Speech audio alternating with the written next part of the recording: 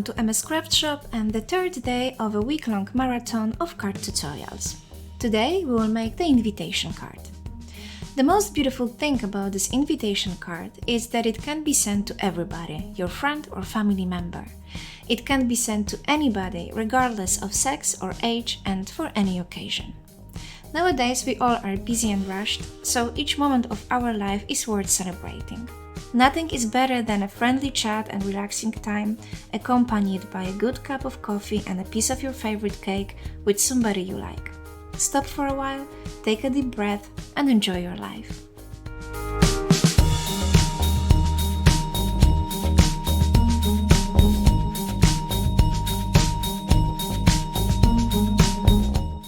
So, prepare an aromatic cup of coffee and let's get to work.